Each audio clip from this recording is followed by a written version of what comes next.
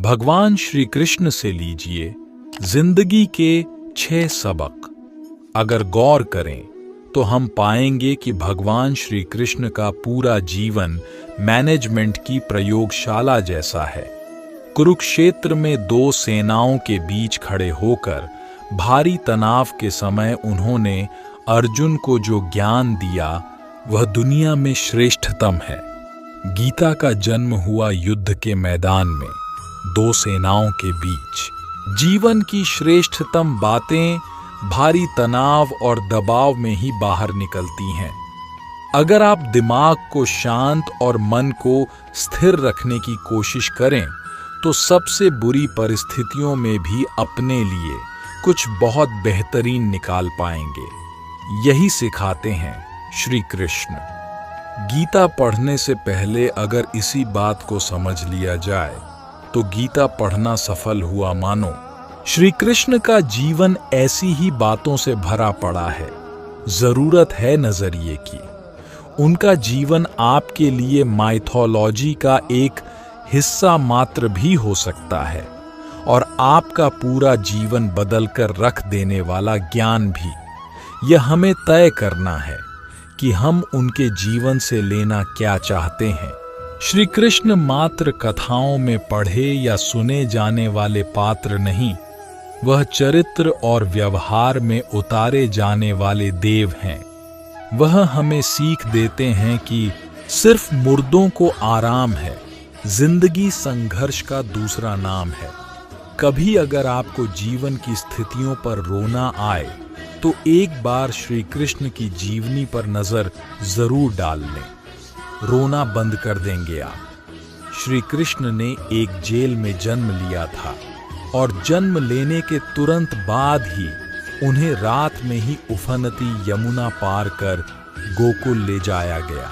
तीसरे दिन ही राक्षसनी पूतना उन्हें मारने आ पहुंची और यहां से जो संघर्ष का सिलसिला शुरू हुआ वह देह त्यागने तक बना रहा। भगवान श्री कृष्ण का जीवन कहता है, आप कोई भी हो, संसार में आए हैं तो जब तक जीवन है आपको संघर्ष करना ही होगा। वे चाहे श्री कृष्ण हों या पुरुषोत्तम श्री राम, मानव अवतार लेकर परमात्मा भी सांसारिक चुनौतियों से बच नहीं पाए। लेकिन श्री कृष्ण ने कभी किसी बात की शिकायत नहीं की। हर परिस्थिति को जिया और जीता। श्री कृष्ण कहते हैं, परिस्थितियों से भागो मत, उसके सामने डटकर खड़े हो जाओ, क्योंकि कर्म करना ही मानव जीवन का पहला कर्तव्य है। हम कर्मों से ही मुश्किलों को जीत सकते हैं। शिक्षा वही जो अज्ञान घटाए, कौशल बढ़ाए। श्री कृष्ण ने अपनी शिक्षा मध्य प्रदेश के उज्जैन में सांदीपनी ऋषि के आश्रम में रहकर पूरी की थी। कहा जाता है कि 64 दिन में उन्होंने 64 कलाओं का ज्ञान हासिल कर लिया था। वैदिक ज्ञान के अलावा उन्होंने कलाएं सीखीं। शिक्षा ऐसी ही होनी चाहिए जो हमारे व्यक्तित्व का रचनात्मक विकास करे। संगीत, नृत्य, युद्ध सहित 64 कलाएं कृष्ण के व्यक्तित्व का हिस्सा बनी। अगर आप विद्यार्थी हैं तो खुद को सिर्फ किताबी ज्ञान तक सीमित न रखें, अपने कौशल पर ध्यान दें।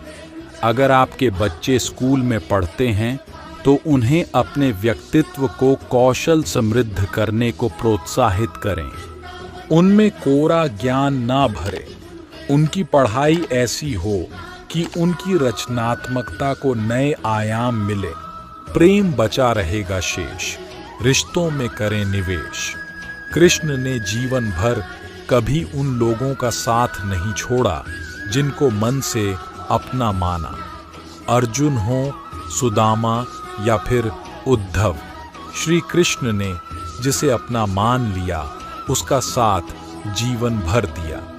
रिश्तों के लिए उन्होंने कई लड़ाइयां लड़ी और रिश्तों से ही कई लड़ाइयां जीती। उनके जीवन का सीधा संदेश है, सांसारिक इंसान की सबसे बड़ी धरोहर रिश्ते ही हैं। अगर किसी के पास रिश्तों की थाती नहीं तो वह इंसान संसार में अच्छा जीवन नहीं जी सकता। इसलिए रिश्तों को दिल से जिएं और उन्हें प्रेम से भरपूर बनाए रखें। शांति की चाह बनेगी उन्नति की राह। श्री कृष्ण ने महाभारत का युद्ध होने से पहले शांति के लिए पांडवों और कौरवों के बीच मध्यस्थता की। हालांकि दोनों ही पक्ष युद्ध लड़ने के लिए आतुर थे, लेकिन श्री कृष्ण ने हमेशा चाहा कि कैसे भी युद्ध टल जाए। सबक यही है कि झगड़ों से कभी समस्याओं का समाधान नहीं होता। शांति के मार्ग पर चलकर ही हम समाज का रचनात्मक विकास कर सकते हैं।